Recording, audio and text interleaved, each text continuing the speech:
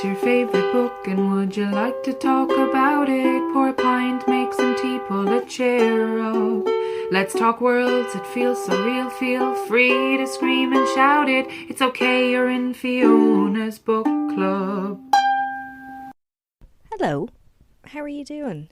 Thank you for being here. It's episode 2 of Fiona's book club and I'm your host, Fiona Frawley. And it's the 19th of May 2020 and, lockdown or some form of lockdown continues, here in Ireland. Garden centres and woodies reopened, but I don't think they'd let me record the podcast there, so I'm still doing the episodes over the internet. The quality is okay, I think. You can let me know. The only time it gets a bit shite or a bit crackly is when me and my guest start laughing loads, which I can't help but take as a personal attack because I want us to laugh. So it's hard that's when the sound kind of cuts out, but I hope that's not too distracting this week. I'll try and continue to work on it. Anyway, I hope you're doing well. I was reminded by a trusted source of mine that I forgot to introduce myself last week or 2 weeks ago, so I'll indulge in that. I'll quickly do that. Yeah, so I'm Fiona Frawley. For my job, I read traffic on the radio, which is good. It's a fun job. Not much traffic at the moment, but we come up with something. I'm a comedian, or I will be when we're allowed to go outside again. I also trained as an actor. That's kind of how I got into comedy, because acting just didn't really happen. Or, it didn't happen. Kind of after acting school, didn't get an agent, went for the odd audition, but I never got anything. And after that happens a few times, you kind of feel like you can't really call yourself an actor, even though I would still like to do it, and maybe I will one day, but I can't say it at the moment because your auntie's friend will be like, and what have I seen you in? And you're like, an IADT short film from 2015. So that's on the back burner at the moment. But it was a fun time in my life, drama school. It was crazy because I've changed school a couple of times and done a few different courses, and probably just due to things that happened in my teenage years, I've always approached every course or every new group of people, quite defensive, thinking everyone's going to be laughing at me, going bright red if anyone speaks to me, and trying to just stay in the background and not attract any attention.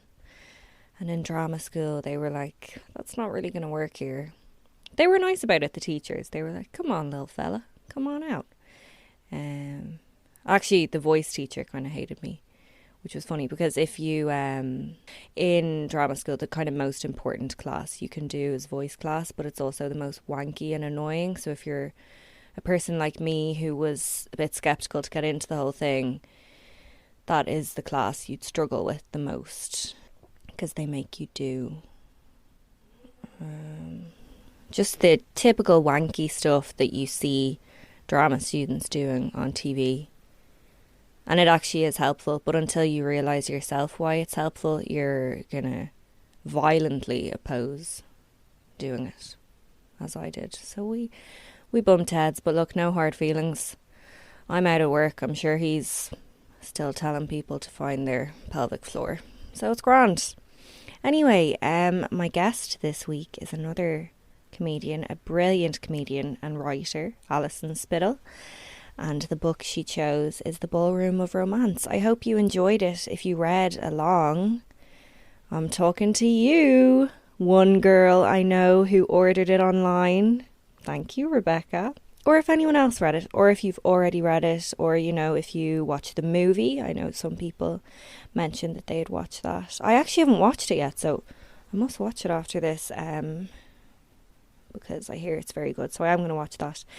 And there's also a synopsis on fionasbookclub.com if you would like to listen to this, but you haven't read the book and you don't think you will.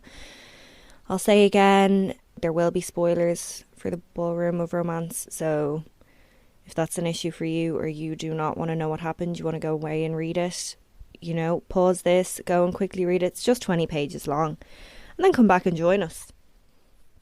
But yeah, so had a really good chat with Alison. We talk a bit at the start of the podcast about her play she wrote called Starlet, which is also, it has similarities to the Ballroom of Romance in the sense that it's, about the courting experience in rural Ireland. It's a brilliant, hilarious play, and if you ever get the chance to see it again, I would highly recommend it. So that's kind of what we're chatting about at the start, about the length of it, and if there's ever any moments that you're unclear about that, we're talking about her play Starlet, and I hope that's okay. But Alison is someone I really admired when I started doing comedy. I think every kind of female comedian who starts on the Dublin scene would look up to Alison. She's sound, and kind of when I started, I think it might have been maybe my 4th gig. It was in a place called the Halfpenny Bridge Inn, and it was like an audition for Britain's Got Talent. I think you might have had about 3 minutes. There's probably about 30 comics on. It was a terrible night, but I thought I was special because I'd been asked to do it, and I was at that time early on as a comic. Maybe it was the same for some others who do comedy. You kind of felt like you had to write a new 5 minutes every time in case some of the other comics saw your same stuff, and you felt like you just had to keep bringing new stuff. So naturally the new stuff would get shitter and shitter because you're just trying to come up with stuff. Your initial jokes might have been good. Work on them. Sorry, if anyone's listening to this and is about to start comedy, if ever that's a possibility, start your 5 minutes and work on them and get them good. Don't feel like you need to keep doing jokes as I did. So by the time I was coming around to this Britain's Got Talent competition, I had a pretty terrible set, but Alison was there. I don't know if she'll remember this, but she was sitting beside me and I kind of got talking to her, and then as the night went on, fair enough, she was like, I think I'm gonna leave, I don't really want to do this. And I didn't even know her, but I was like, please don't leave, I really look up to you and I think you're really funny, and I think you should do the competition and I think you should stay. And she was like, that's nice. She obviously I must have maybe felt obliged to stay and watch me then. My set was terrible, so bad you can imagine, and for years after that I thought, oh my god, Alison Spittle hates me because of my terrible set. That's just the kind of stuff that goes through your head as a comedian, or my head anyway. Constant self-doubt, constant thinking people hate you. In the last year or so I've kind of come to terms with the fact that Alison probably did not care about that night, and I don't think she hates my comedy. But yeah, that was an interesting journey, but I was really glad to have her on the podcast, and I was delighted to talk about this book, The Ballroom of Romance. I hope you enjoyed it. If you read along, or I've kind of already said this bit, so why don't we get into the chat? Why don't we do that? Are you ready? Yeah? Are you feeling good? Or are you just feeling in a position to listen to this? I hope you are, and I hope things are going well. Thank you again for being here. If you do enjoy, I'm sorry to interrupt with this, but I must say, can you, like and subscribe, or if you'd like to leave a comment under the podcast and let me know you were enjoying it. It actually got to, when it came out 2 weeks ago with Vicky Angel, it got to number 4 in books chart in the podcasts app, which I thought was pretty cool. So, we could keep doing stuff like that. Anyway, sorry, what was I saying? Get comfortable. I hope you're looking forward to this, and I hope you're ready to kick back, relax, get lost in the Ballroom of Romance, and enjoy this chat with Alison Spittle.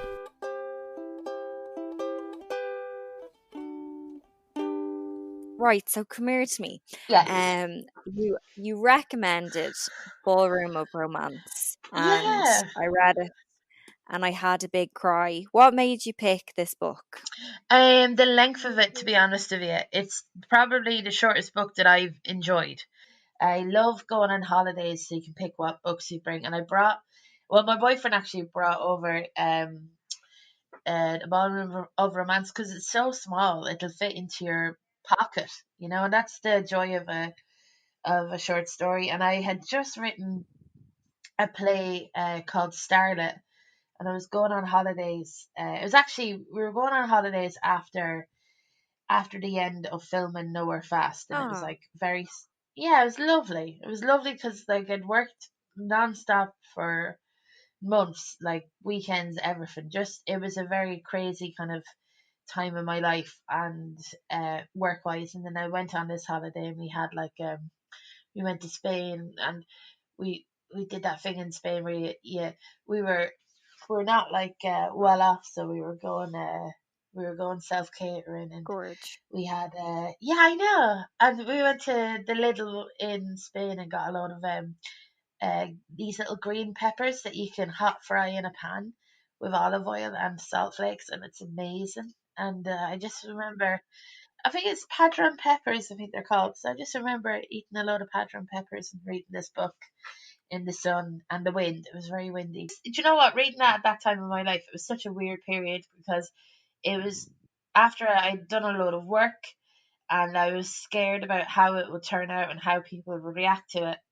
And it was also a time where I was like creatively doing a lot of stuff, and I felt like I didn't have to analyze things or feel any feelings because I was working so hard. And when I read that book, yeah, it was just really, really enjoyable. Just really liked the book, really liked what it was about. The some of the like visuals in it, and you know the dialogue is so good because all of the characters say "feck all," which is like my favorite Yeah, that is, I think, genre. yeah, it just says the fact that you talk about the length of it, I completely agree because I think it's a story like that probably will never leave me and upset Yeah, me oh, and move good. me as much as, big long novels. It said so much and it did not need to harp on about anything. Um, you know, Yeah, and it's such a window. It happens over one night, and the way that I feel about it's like with the play that I wrote is about 45 minutes, and for me anyway, and the way I wanted to write it, I feel like it says everything that I wanted to say. And I feel with this short story, if this was a longer book, I don't think it would have been as good. I Because completely yeah, agree. I love brevity and things being short. Because I saw the first version of Starlet when it was on at Seen and Heard. So how long was it? Would have been 20 minutes or half an hour. yeah, yeah. What if you have to share an hour with another company, so you know that like whatever you're gonna do is not gonna be longer than a half an hour. And instead of writing the play like I thought it was going to be a play, I was trying to write the story within the constraints of it being a half an hour. So I was trying to get bits of information across that I thought was pertinent to the story in quick enough time, and that could be like through a sentence or you know that type of thing. And Yeah, reading that book, you know, I'm so glad I read it. I'm so glad I read it uh after I wrote the first draft to start it, because for me reading that, it just got across the bits of information so quickly, so well. Just with it doesn't feel like they're like he's pushing across a point, or you know every piece of information is said once and you have to pay attention. um yeah. it's so yeah it's so it was so inspiring actually. That's so true. Like when when she likes Dano, obviously, because Yeah, he seems like a sound lad.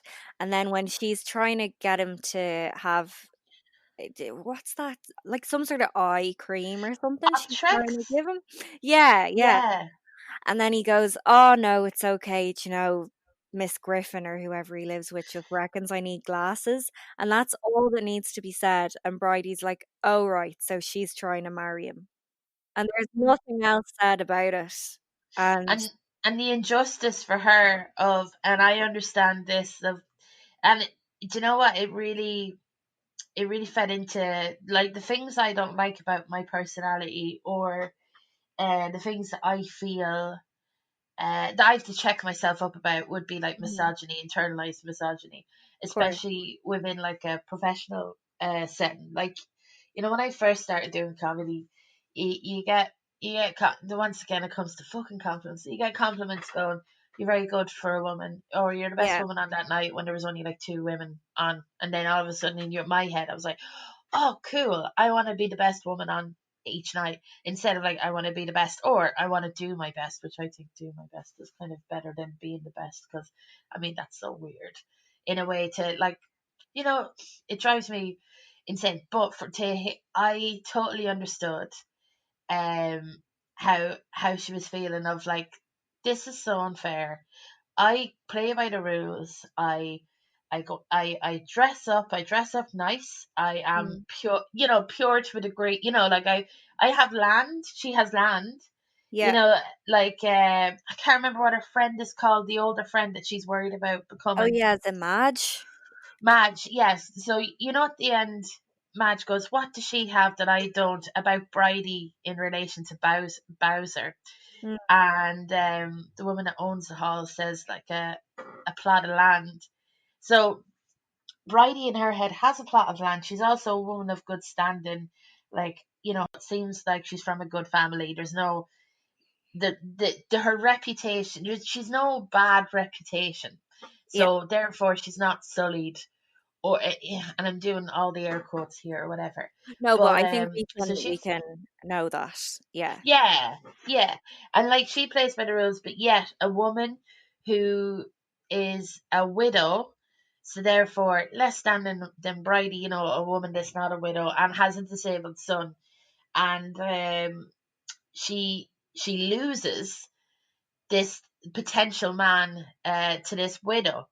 And there's an unfairness there that Bridie feels of like, oh, how could she get a man and I can't get a man, and also this is a thing that like she has no other goal other than to get a man, and it's a survival thing.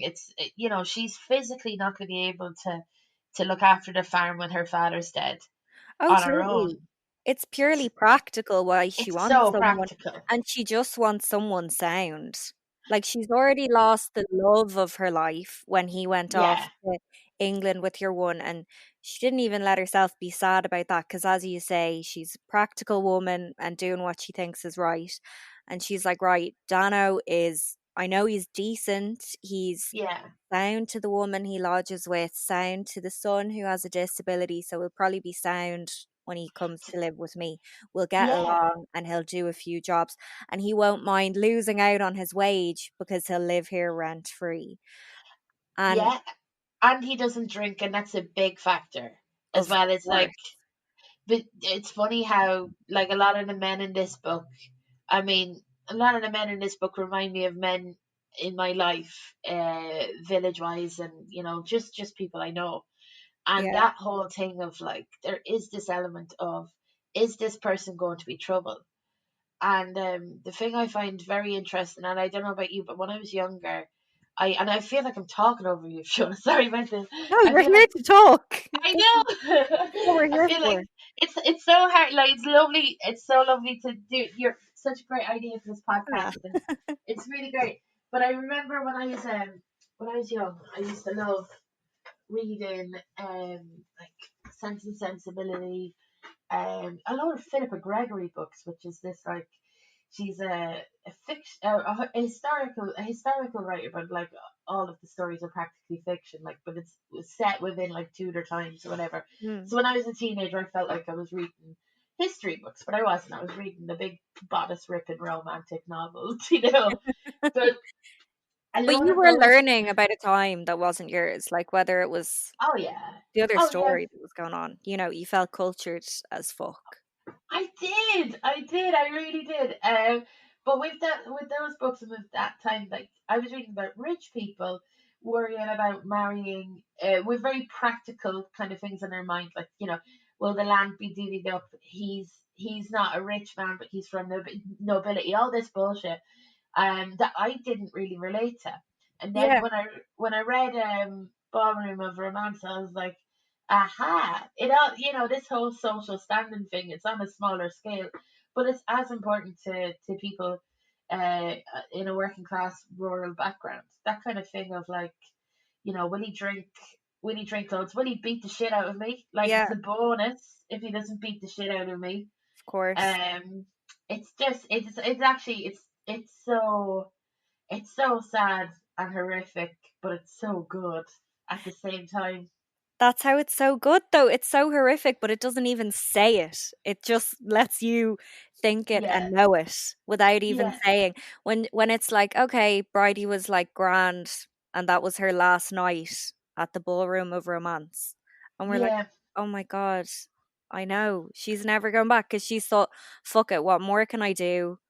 I don't want to end up with fucking Bowser, even though she reckons she will by the end of it. Uh, yeah. That's the fucking sad thing. I think Bowser, like, my theory about that is, and this, if people haven't read it, the book, basically the book is about Bridie's one last night at the Ballroom of Romance. Her father is a farmer. She works in the farm. She's been going for like more than 20 years, I think. yeah, And like, there's only like one woman older than her there, Madge, who is a warning to Bridie. Like, Madge, poor Madge.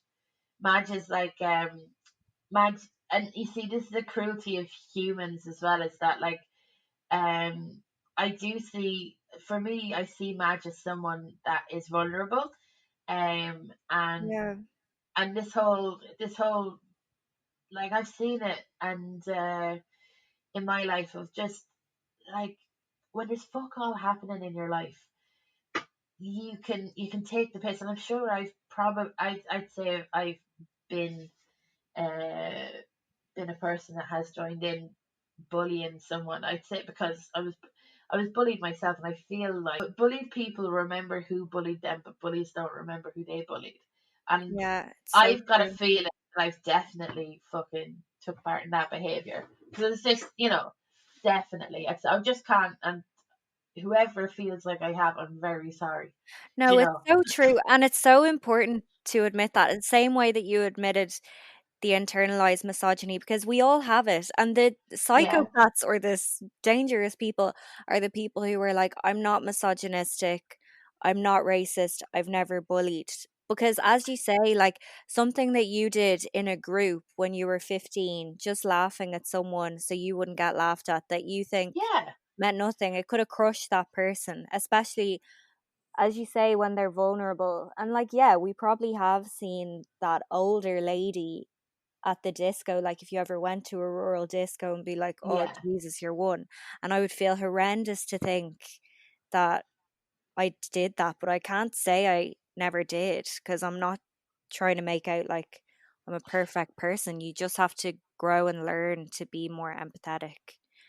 To be, Yeah, exactly. And it's not great, but there's a thing about, like, I think I've become, I'm definitely susceptible to feelings of internalized misogyny or yeah. bullying. But I am quicker to stop myself. Do you know what I mean? Like, I Yeah, can that's all almost, you and I can feel, do.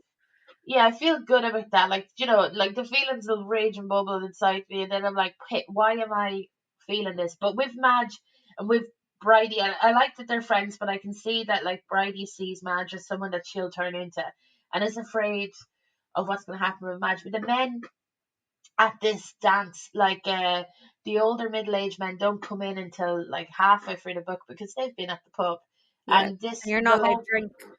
yeah, and that was funny because that was kind of an interesting thing for me about that was, my grandparents, the Irish side, my grandparents met in London, and my granny was about 14 or 15 when she moved to London to work.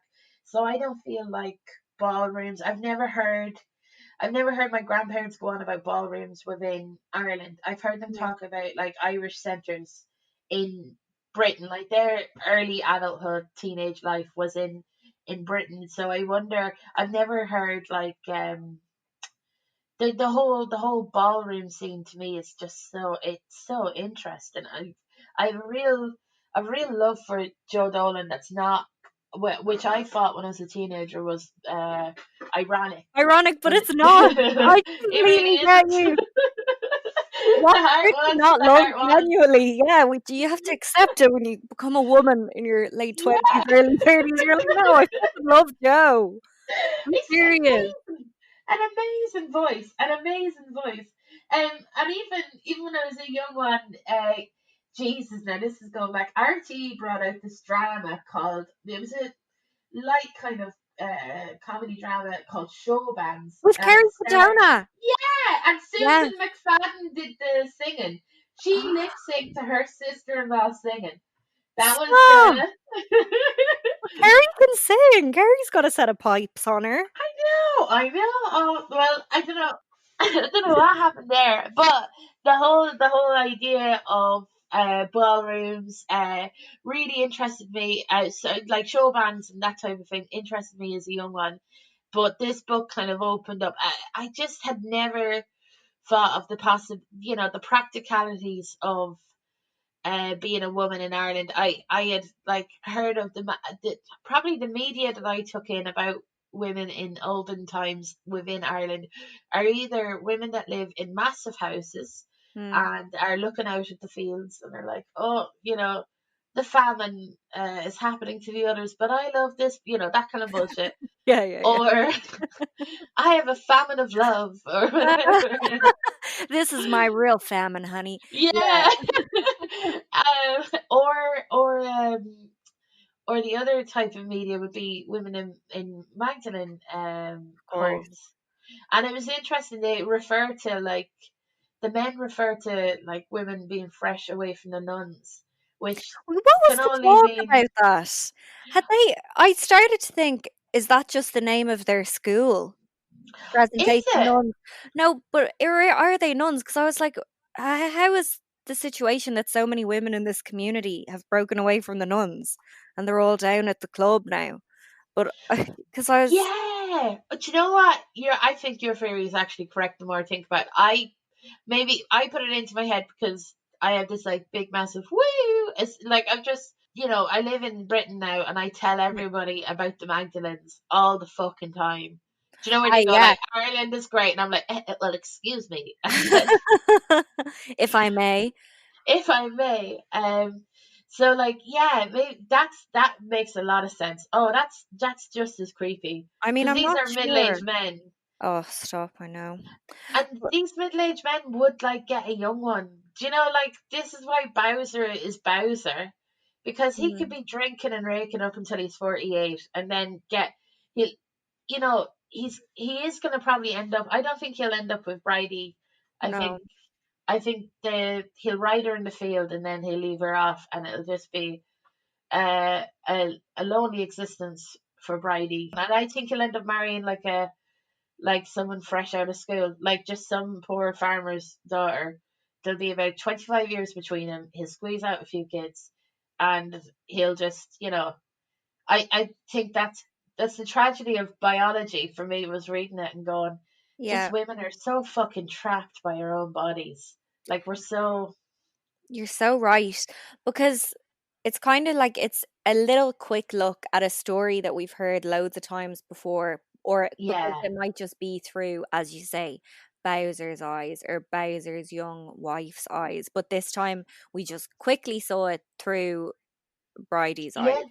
And like Bowser, it's like a guy in any nightclub, like he's going for whoever, and then at the end of the night he was locked and Bridie was there. Like yeah. And you know that's what it is, and Bridie if knows Bri- it too. if Bridie wasn't there, he would have rode match, and he probably did loads of times before, but he told her to fuck off tonight because he saw like that's what will happen to Madge, and that's I think I think that's what makes me like angry the most, or like with my friend when I was young, like I was very into justice or whatever, or like just Yeah, whoever my friends were right, and I was like they do not deserve you, and like and the only time that like men would come on to me back in the day would be like at 5 in the morning, and I would be like, I've no time for this. Like, Mhm. good luck. You've tried every one of my friends, and Yeah. now you're. Yeah. So for me, like Bridie as well she'd be a peripheral character in so many other people's stories. Like it would be, she's almost the Madge. It's mad In that someone everybody, else's story. Yeah. yeah, everybody is a Madge in someone else's story. Do you know, everyone thinks they're Bridie, but they're Yeah. actually a Madge to someone else, and it's Yeah. so It's your match. That's why I think it was such a nice time to read this, especially kind of for me with the whole like normal people mania going on, which is great. yeah, And I fucking yeah. loved it. And I think it was amazing. But like, it's nice to kind of read about the relationships and fucking heartache of someone who's not 19, conventionally gorgeous, and in Mm, Trinity. Like, you know, yeah, I liked to read about Bridie at this time in history, like when all that's going totally. on. Do you think Bridie is a virgin? And this is, I don't have a strong opinion either way, but I'd say like, do you think she's a virgin? Oh no, I think she got the ride in the field a few times. Do you? Yeah, I do too. And it's kind of I think Bridie has had the right of feet. I'd say she in her never came once. Not to be, I completely agree. Yes, yes. 100%. And it wouldn't interest her. Like it wouldn't interest her that much, but it's a means to an end. If it's gonna, I think the saddest bit for me about this whole thing is like she goes into the field of Bowser. I think she knows deep down Bowser's not gonna marry her, and Yeah, I know she knows she's not gonna come either. So I'm like, half of me is like, why is she doing it? yeah. You Why would know? you do that to yourself? I know. But I get it. It's so. I mean, my mind is so warped from being like Catholic when I was young, and like the way sex was when I was young and a teenager. It's like something to be. It's like something to be kind of stolen from you, not like to be. You feel like, for me anyway, I would go like, I don't want to be made a fool of or something like Oh that. When sex yes. should not be that way. Like it's not like for normal people or whatever.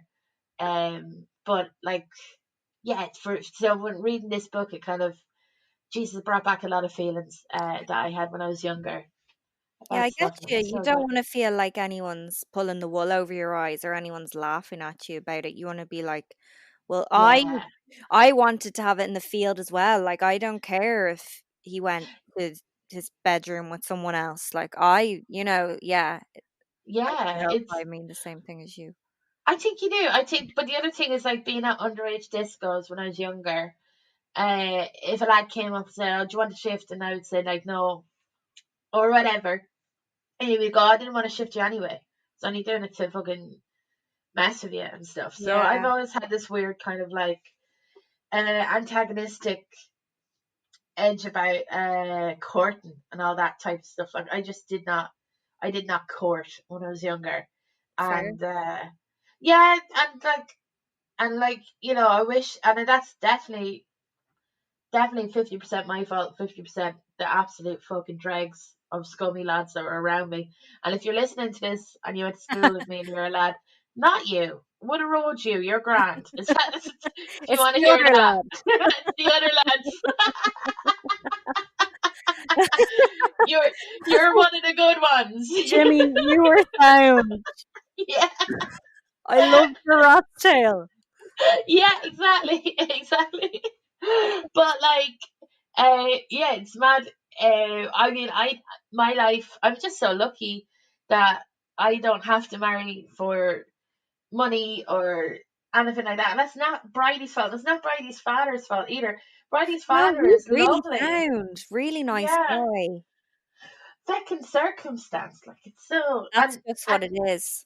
it's a mundane circumstance. It's totally mundane. She lives in a farm, and her dad has got gangrene, I think, isn't it, or something? He's got something Yeah, on or his leg. he lost his leg or He something. lost his Yeah. leg, yeah. So it's like there's no that's it's not like anything crazy has happened to this lady that she has to now marry in order to survive. You read the synopsis, like there's actually feck all happening in it, yet so much is because you just know what society is like, and you know time is running out, and Yeah. And it's you just know what so it's good. like to feel shit and Yeah, heartbroken, or not even, you're not even heartbroken because you didn't even fucking want that person that much in the first place. Like, that's it. Do you know that feeling of yeah, being made feel shit by people that you yeah, could not give a fiddler's about? Do you know yeah, what? Their opinion doesn't matter. You actually pity their existence, but yet here you are being humiliated by them, and it's not like they're out willfully. It's very hard because I sound like I'm talking like I hate everyone in the country. I really don't. I love the country. I know, I This is know. why I love this so much. I'm like, yeah, it's just but it is that kind of like Bridie. Is Bridie better than everyone though? I'm trying to think of her personality. Like she doesn't see the other thing is, and what I like about Bridie doesn't have any ambition. It's not like she's a character that's like Belle out of feckin' Beauty and the Beast, where Mm, she's in Bella's in a village and she's like, but I love to read and I must broaden my horizons. Bridie just wants someone to feckin' bring the turf in. Like that's all exactly. Bridie wants. For Bridie, there is not more than this provincial life. She's living it and she's Yeah, loving it. And she just wants to take care of her dad. Like, she's a carer as yeah, well. yeah, It made me think of that thing, you know, in a family when, say, a parent is older or sick or whatever, and there's one sibling that will step up, and that's like, well, it's yeah, no question of it. Like, I don't know if Bridie had siblings, but it's like, of course, I'm staying here and taking care of them, and my life is this. Whereas some siblings are like, yeah, I kind of need to keep living my life and going to work and doing whatever, you know? yeah. And even in those days, like there were some siblings that went to the church. There were some siblings that were married off for money, and some that were kept as labor. You Yeah, know, yeah, yeah, you're not going to have like a working class family where like let's say there's seven children and five of them become feckin' barristers or something.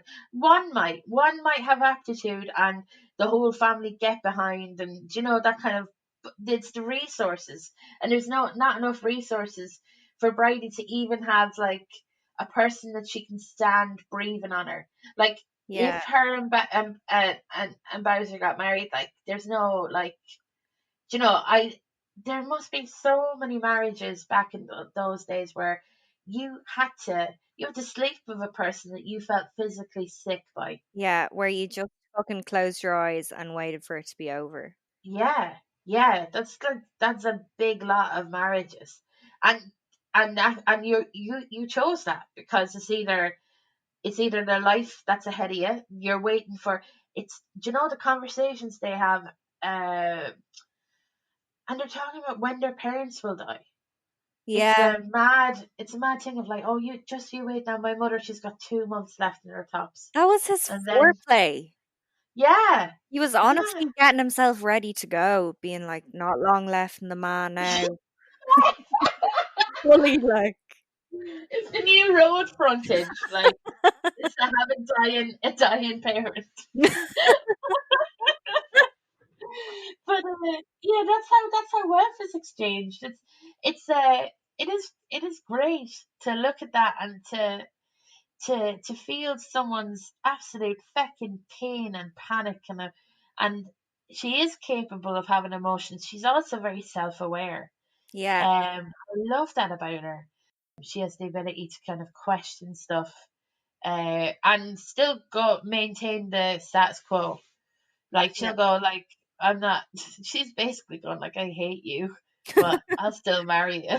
But yeah, sure, we're going into the field now, I suppose. Like, you can just picture it so much, him being like, "Oh, will we stop off here?" As if he wasn't planning it all along, and her being like, "Yeah, grand." Yeah, Like, I, and just being like, "Fuck off and don't look at me during this. I want to go yeah. home to my dad and have a cup of tea."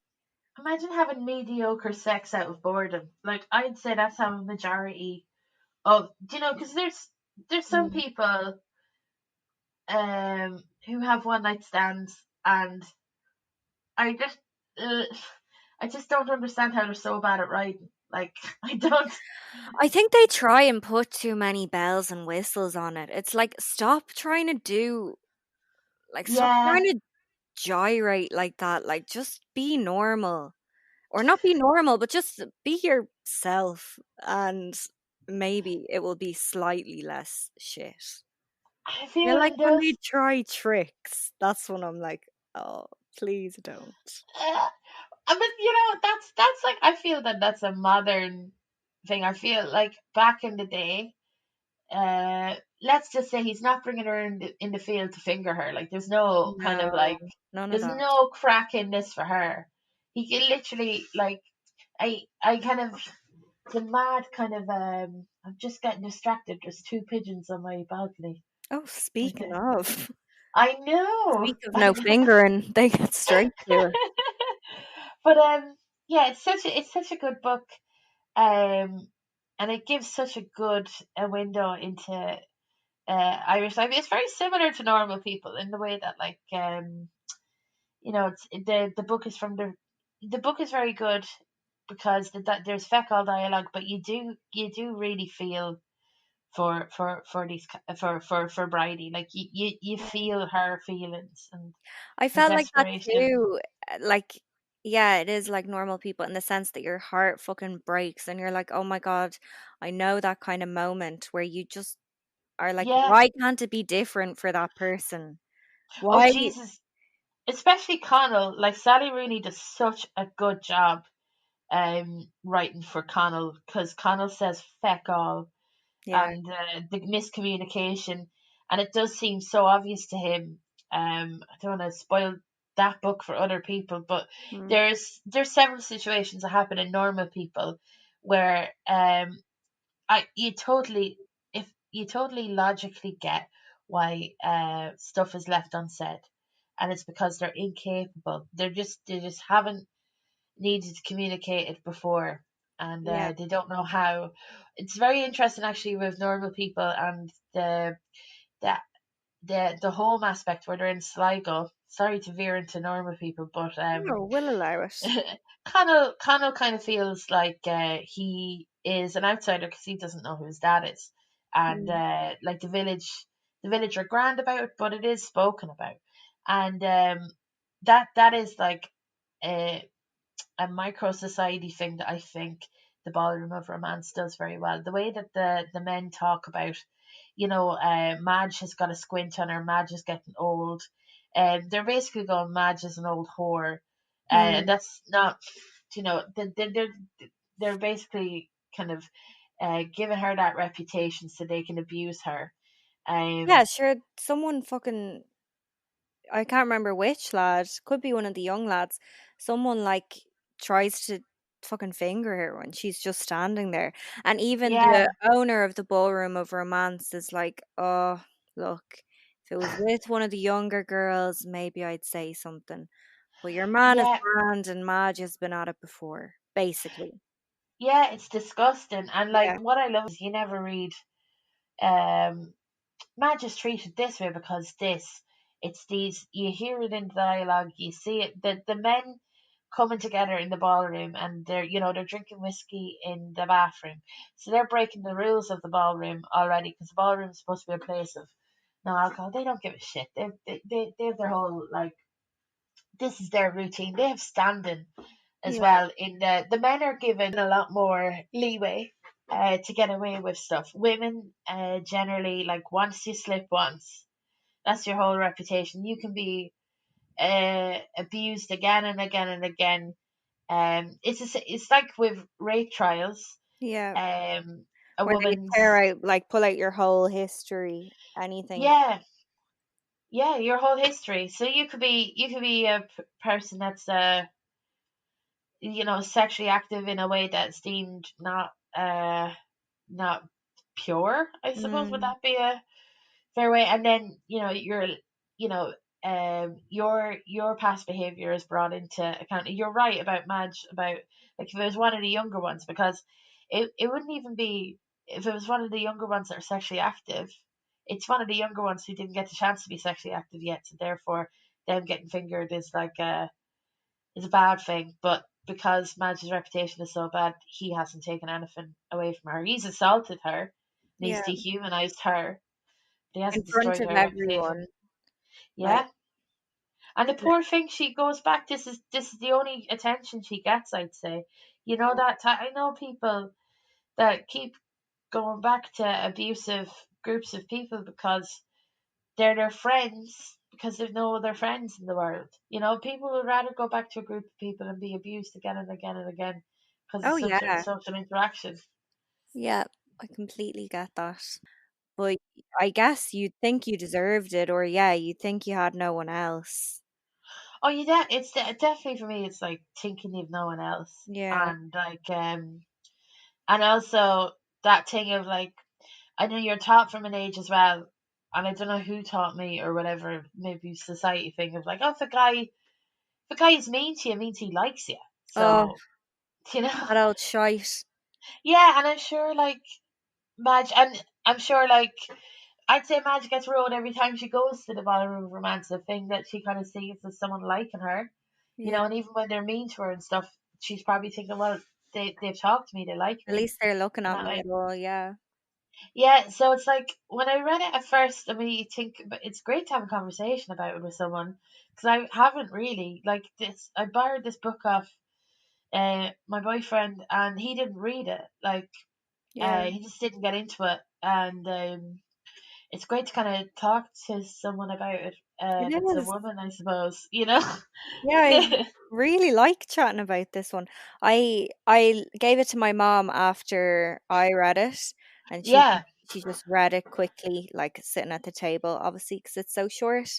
And I didn't want to say much. I didn't want to be like, I love it. It's so sad and so good. I was just like, I think it's really good. And I gave it to her, and she just closed it, and she was like, yeah, it's sad.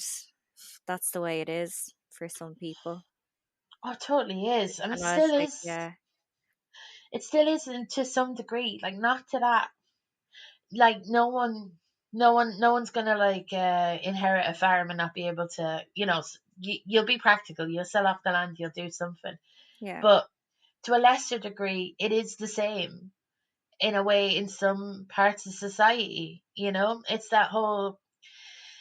I just feel weird because I'm 30 now, and as a comedian and stuff, you feel like um, this whole like 30 under 30 Oh, God, lists yeah. and then stuff that I benefited off as well before and shit. But then the closer you get to that cutoff point or whatever, the more and also like I used to get asked and it weirded me out so much. Oh, when are you gonna have kids? Like in Mm. interviews, and I could go, well, I'm 20, whatever. Now I can't do that because I'm 30 now. It's not that I You don't can say feel. fuck off. I know, The no, I interview is do over, but generally I know what anyway. you mean. Yeah. But it's great to be young and to have the excuse of like, sure, I'm sure, just a girl. yes, Malibu Stacy, absolutely, Yeah. absolutely. But now it's just, I'm just a woman. It's mad, like it's. I read it and I think I put maybe too much. I put too much kind of thought or meaning into it as well. Maybe it's just like a nice little book, but I for don't me, think you did at all. I think like he knew what he was fucking doing. Like that maybe some people would read this book and be like, what the hell? It doesn't even say anything. And that some yeah. people would read it and be like, I am dead. That book so into the depths of my soul. Like, and he's like, yeah, I don't care how you perceive it, but some people are going to be destroyed forever after reading it. I was I one. I think maybe you were one too. Oh, for sure. And it's written by a man. It's written. Yeah. I'm like, how do you know what happened in Bridie's mind? You're not allowed to have seen that. He did. He did. He really did. And it must have been like he must have seen that as well. Like, I mean, this is a period piece, so this is a time where like he was born in the 30s. I think I'd look up with William Trevor, isn't it? That's his name. Yeah. He was born in Cork, and then he moved to Britain in the 50s. So he was about in his mid 20s when he moved or something like that. So he would have had like all of his young life being in provincial towns in different parts of Ireland and kind of sucking that in and then spitting that out in his mid 30s. I did a bit of googling. Oh, fab. Thank you, He was Alison. no matter. He studied sculpture in Trinity, and he gave that up and became a copywriter, and then did short stories.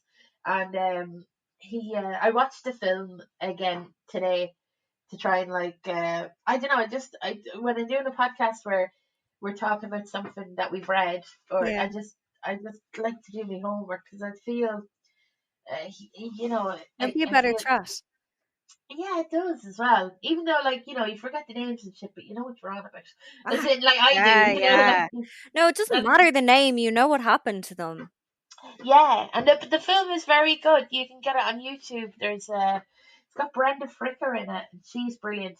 I think the book might be slightly better in my eyes, just because you can see where she kind of daydreams about what it would be like to be married to Bowser and Oz Bowser Regan, and also like.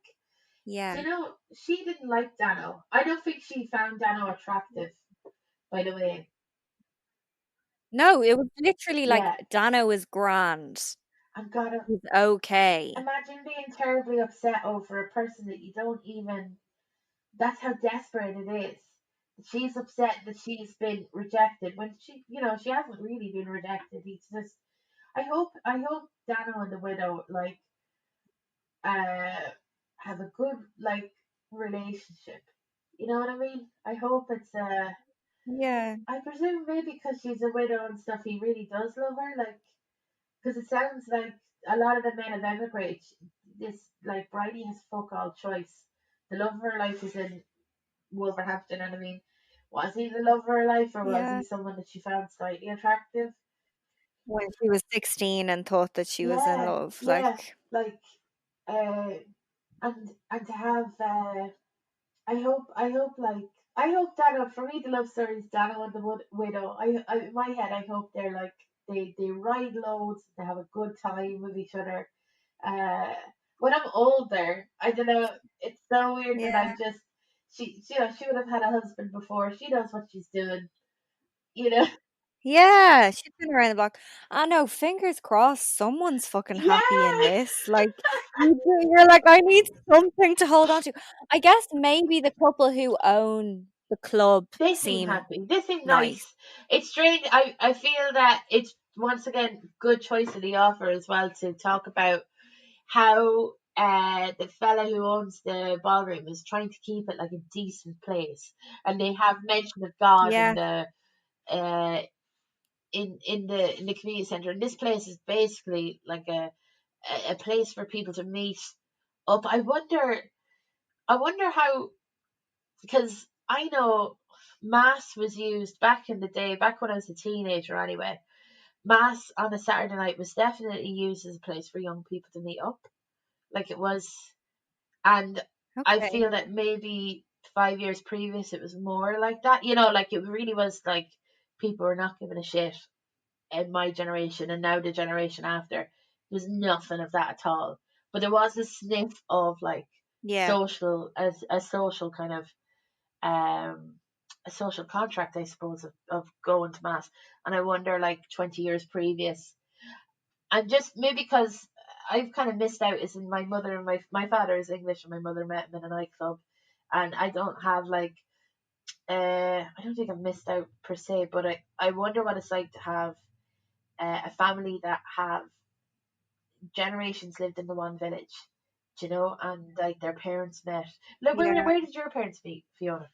Well, okay, I was just gonna say because when you said William Trevor's from Cork and moved Yeah. to England. My grandparents on my mom's side, sorry, I sound like an American, but my grandparents on my mom's side are from West Cork and they moved to England Yeah. as well, like to get jobs. So that's where Yeah. my mom was born. And this ballroom of romance, it so reminds me of like when we drive down for our holidays in West Cork, there's this like it's like a barn, it's like a tin shed on the side, on the side of the road. Like there's no frontage or anything. It's on a sharp bend, and everyone always says like that's where the disco was, like where your granny and granddad used to go to the disco, and it's so the ballroom of Whoa. romance. So like Like Yeah, it's in the middle. I wish I could show you it, like, because you say you haven't seen one. It's in the back arse of nowhere. It's really just like on this most random stretch of road, and everyone would probably have to like cycle or, Yeah, drink and yeah, drive to get to it. Um, and then so my granny and granddad, I think he wouldn't marry her for years, but like they grew up, yeah, in the same village. And I think my granddad owned a shop, so yeah. he was a bit posher. Oh, there's such an element to Um, that. yeah, you know that vibe. And then so my mom obviously grew up in London then, but she actually met my dad in a nightclub down in West Cork, the same place, because he was down there on a lad's What? holiday. Where's your dad So they're, from? That's yeah, crazy. it's crazy. He's from Ah, Dublin. Yeah, it's mad. Yeah. So there definitely is like a history, like, or a bit of a family yeah. history No, down I'd there love for to sure. like. I'm trying to think because my family constantly moved between Ireland and England, and like my extended family as well. Like loads of them did. Like my grand and my granddad met in Birmingham. They're both from Ireland, and they met. They met on a double date. Uh, Oh, yeah, my granddad was actually on a double date with her sister, and she was on a double date with his friend, and then they swapped. Like I bet, yeah, my granddad decided she liked his friend better than granddad, and so that's what happened. Like they for well, mutual understanding. I love that though, because at least that means there's a bit of thought behind it, like, and it wasn't all practical. Like they actually did like each other Yeah, isn't then. it mad? Isn't it mad how like it's a luxury. It's a Yeah, luxury. It's definitely massive luxury back then. It's like being in love and married is like bananas. Like it was something super rare in the 40s. Like you never seen it. But now yeah, like it's a it's a staple. It's what you expect. Like if a shop didn't have bananas, you'd be like, this is a shit shop. If your life didn't have yeah. a marriage with love in it, you'd think it's a failed life, and maybe it isn't. Like, it's mad. It, Oh my God, I cannot get over how accurate that is. I just thought of that off the top of my dome. Alison, what the fuck? That's just so true. Like when you were back then, I don't know, I wasn't alive, but I guess you're like, I'm not getting bananas then. Whereas now Yeah, and you're that's like, what the fuck? I'll go to Tesco if Lidl doesn't have bananas. Maybe not at the absolutely. moment because we're limiting our visits to shop. But yeah, yeah, normal. Like, but once again, like, let's say if the pandemic, God forbid, continued or whatever, if life Mhm. changed as we thought it was going, that if life changed in a very different way, like we all have to stay inside or whatever, uh, maybe marriages or partnerships could be like for people that are locally close to you. Like it could be Yeah, it won't happen, but like I can understand why it did back in the day. And also like you wouldn't you wouldn't cry yourself to sleep going like you were never promised bananas back in the day yeah. either. It wasn't You don't know what you can't miss, like what you never even thought was for you. yeah, yeah, exactly. And like Bridie didn't it's mad this book could be so shit if she like and I don't know why that makes it shit in my mind, right? But the thing that makes it good is the way that Bridie um Bridie is so self-aware, and it's not like she's going I want to fall in love. It's strange for me because I was brought up on a diet of Disney films. So when I was a kid Yeah. watching films, it had to be Love's True Kiss or whatever bullshit it was. It didn't. It was never practical to marry the prince. It was true love. And it's a thing that I was brought up. I'm sure you were too. Of like, it's about falling in love. It's about being in love. It's about like straight away looking at someone, and even if they're a swan, you just know you're in love with them because they're the love of your life, whatever. Like, you We're know, looking at you, Swan Princess. we Not naming are. any names. Definitely are. But it's not they don't say, oh, it's just great. I've fallen in love with this prince because my life is shit right now, and it would be lovely to have a few cleaners and to not be a slave anymore to my sisters and my stepmother or whatever. Yeah. Um, no, so we're going around when we're older, going, I would just want true love. I just want, and romantic comedies feed into this, and society does as well. It's mad how I feel sorry for people that don't marry people and they die, and I'm like, well, they never had true love, and I don't know, bullshit. They could have had true love and they just didn't get married, or they Yeah. didn't want it, or whatever. But because I've been brought up, by television and books and everything like that, to go, your life is nothing without true love, Yeah. and but this Bridie has been taught, she hasn't she hasn't been taught like your life is nothing without true love. But she has been taught your life will be significantly more difficult unless you get married to someone and you're able to produce kids. So you need to get married before your ovaries give in. So you'd be able to provide like maybe 5 or 6 kids. Like let's Yeah. say she's in her mid 30s at this stage. If she got married and they really went hard at it, like she's pregnant on her for a couple of years, she could give birth to a couple of kids. Maybe two of them might be lads. She's very lucky there. So Yeah. she's got two farm hands that will help her. She'll marry off a couple of girls, and maybe one will go into the nunnery or the priesthood, or maybe one will get a profession and Be a teacher. yeah, look after them when they're older. Yeah, be a Yeah. teacher. But her pension plan is getting married, and that is dwindling. So it's mad. Like no Disney princess gets married for the possibility of having security and having children that will then look after her in old age. It's never fed as that. It's Yeah. fed as to find true love. And like marriage as a concept, it's so unromantic. It's a contract. It's a contract between two people for the exchange of goods. Do you know? Oh yeah. Um, and it's not. I'm not giving out about. I'm not going like, well, marriage is shit. But like it is like it's not the romance is not a part of that deal at all. It is the part of like looking after someone, being in a partnership, like a co-op. It's a co-op of two people Yeah. coming together. Um, and I don't know why it was shocking for me to read Ballroom of Romance, and there's a part of me, the mindset of like, but she doesn't love any of these people. Why is she doing this? And it's like because she's And no it's other like, choice. oh honey, yeah, Yeah. what she fucking has to do. But Who Bridie, would you who would you go with out of all the choices? I mean, be having a look at the guy with the long arms that everyone's going on about. Just or one of the new crowd coming in to work on that new American job. Unless they Yeah, the were, cement factory. Oh, yeah, isn't that mad how that seemed to be the only because it's such a new thing to them. They all wanted to talk about the cement factory because it was something different to fucking talk about. And I know how that feels to live in a yes, it was village. so realistic. Like for Yeah. Oh, stop. Michael Jackson moved into the to a recording studio 2 villages away from my village, and all we did for that whole like summer and year, I mean, was just talk about, oh, I seen a limo go past and Michael Jackson's hand was sticking out of the limo. We didn't our whole see a limo. We might have seen like a nice looking Mercedes or something belonging to someone from Dublin going to Galway. And yeah, we but thought, oh, that's Michael Jackson, and it's just a good thing to talk about. It's like not even an interesting thing, but just something to talk about.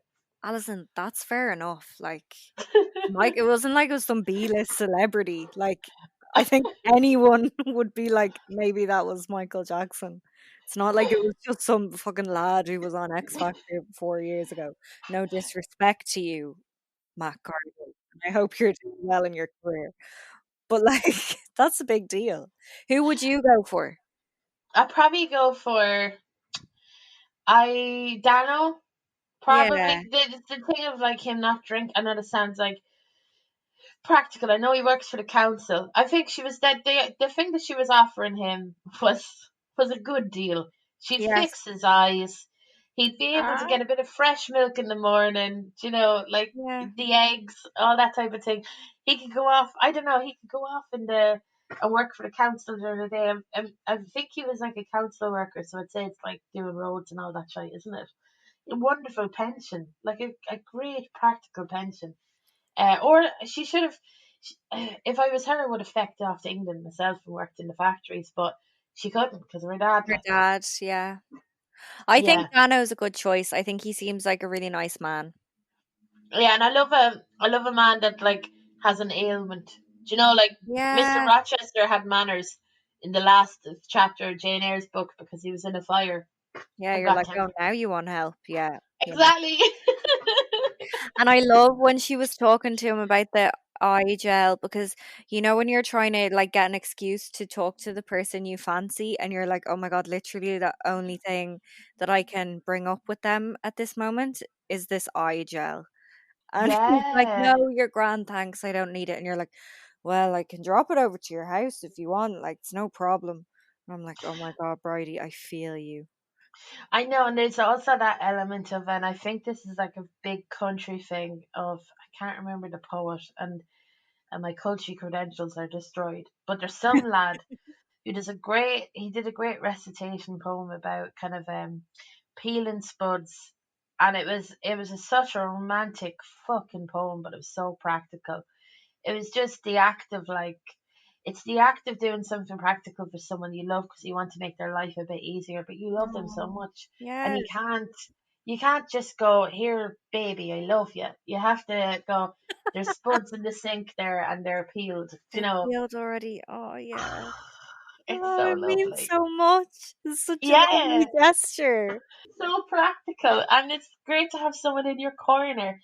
It kind of seems like a simpler time back then of do you know, like, I'm in a relationship, and I don't know about you, but when I got into a relationship, there's this weird thing of like, you feel kind of validated in a way that you Yeah, didn't think you would before, and um, you're kind of like, you're in a partnership, you're helpful.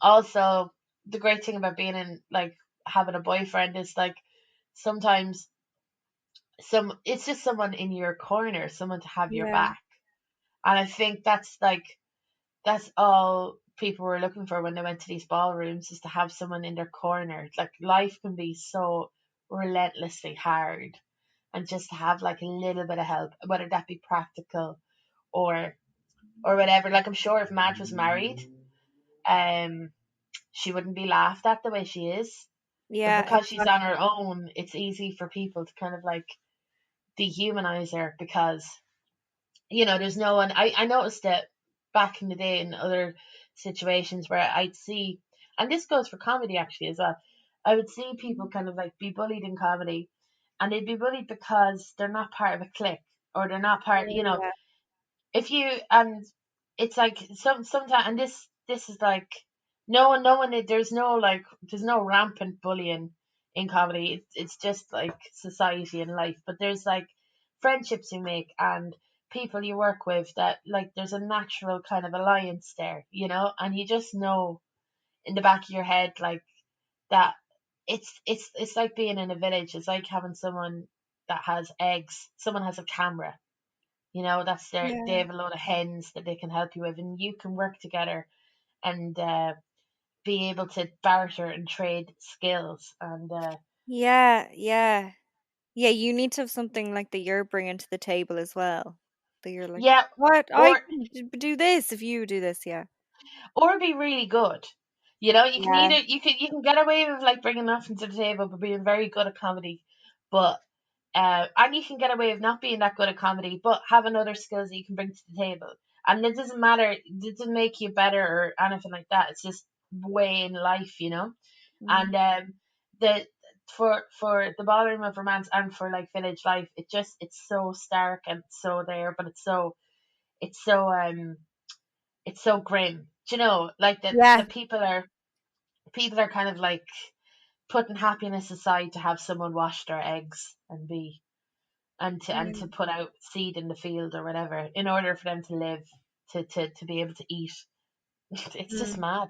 Yeah. That's the stuff that matters. It's like happiness isn't gonna milk the cows. To be honest, No. Bridie, and she knows that more than anyone. And if she didn't have land, she'd be treated very badly. Yeah, yeah, If she didn't, if she had more land, she'd probably be married quicker. It's Yeah. mad. Bridie just falls in between the two things. People aren't necessarily destroying her and using her like they're doing to Madge because she has that one element more, but she doesn't have youth on her side.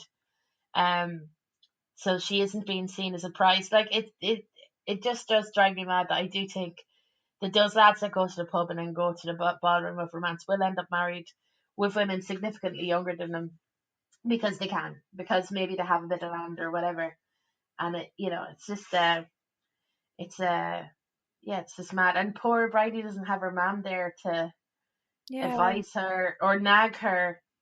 Like, I'd say the mum would be like, if the mum was alive or whatever, or there, she would have nagged Bridie into marrying some fella by then because she would have understood the Just importance what of has to being happen. married. Yeah. Yeah, I'd say the father doesn't. I'd say the father's happy with the work. That he's sorry. He's very like apologetic to Bridie, and Yeah. but he's not. Yeah, he's not a woman. He has his land. He has his daughter. She'll mind him until he's dead. And also, And he he does. doesn't know about any of that stuff that like women have to. And also, Yes, I think the dad is so nice, and I think he loves Bridie. And if he sees that she's happy and they're happy together, I genuinely do think that he is a nice man and that he thinks that's fine. What do you think? absolutely. I do think that. No, I totally agree, and I think that's why he's like, he's so he's a person I think that shows she shows her love to him with practical ways by like washing the eggs and also like being quiet and telling him no it's no bother or whatever. She Yeah. adores the ground he walks upon, and he loves her as well. Maybe actually this love of her life and her soulmate is her dad. I don't know.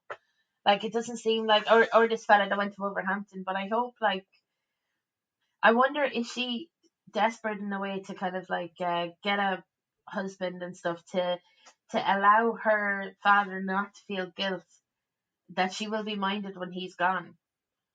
I think I it is, wonder. yeah, a little bit of that. Yeah, it's no, it's Jesus, it's mad how at the start reading the book it's hard to describe it to someone without. It's the same with normal people. Yeah. To compare it to normal people, I'm They like, are but similar that like they did make me think it made me think of normal people. well, definitely, if you had to read out the synopsis of what happens in normal people, right? So, two people ride in school, Hmm. then they go to Trinity, and then they ride again. Then they go off to different parts of Europe, and then they ride again. And there's no communication, and there's also a lot of stuff left unsaid. It's the stuff that's left unsaid that makes it so good. I mean, Yeah. it's an incredible, like Jenny. I'm not, no way am I shading, and I cannot shade Sally Rooney or normal people. It's brilliant, Yeah, of amazing, course. amazing, amazing.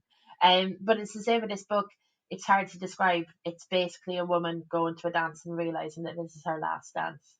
Like, she's Yeah. not going to do this again. I'm so happy for her that she doesn't do it again. Yeah. Um, I really don't. I don't mind what happens as long as she doesn't ride Bowser again. Like, Oh, that's. I agree. I agree. Yeah.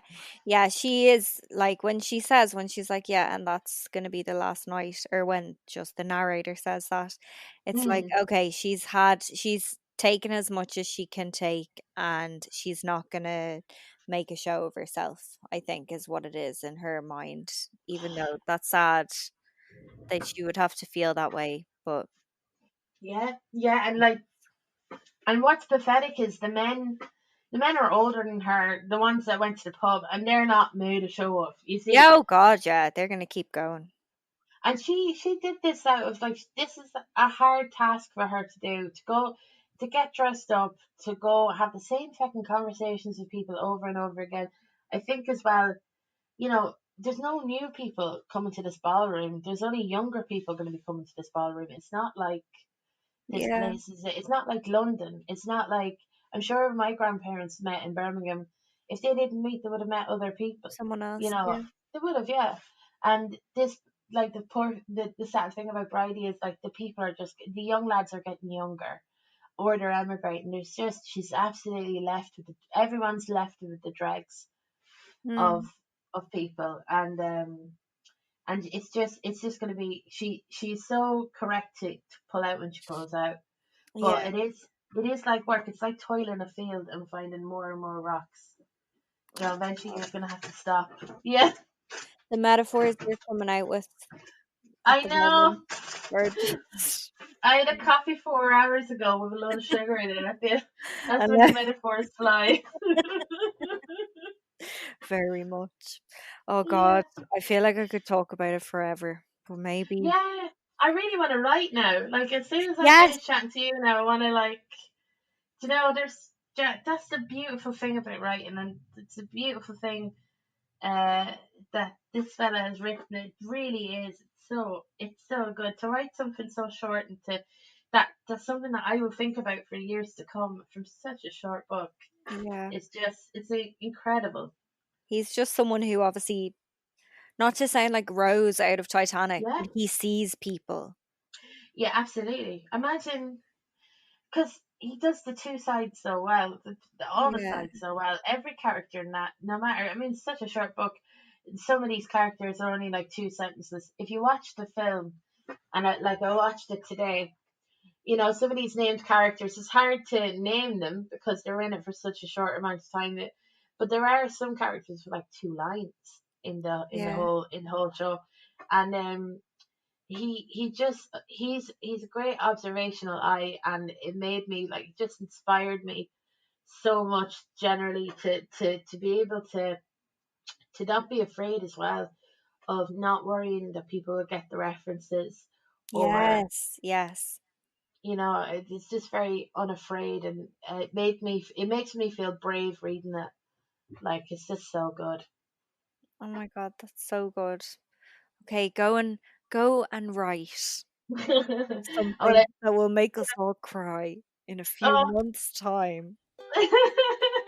Thank you so much for having me, Fiona. I really Alison, appreciate thank you so much, and thank you for suggesting this book because it really just was it. just a Oh, humdinger. no bother at all. Bye. And there you have it, my little honeys. My chat with Alison Spittle about the Ballroom of Romance. I hope you enjoyed it. I hope it wasn't too long for you. These are long episodes, but look, if you have an issue with that, you can always turn it off. And if not, thank you for being here with me till the very end. God bless you. I'll talk to you in 2 weeks. Bye bye. You've just listened to Fiona's Book Club with Fiona Frawley. For more, go to fionasbookclub.com or follow online at Fiona Frawl or at Fiona's Book Club. New episodes every second Tuesday.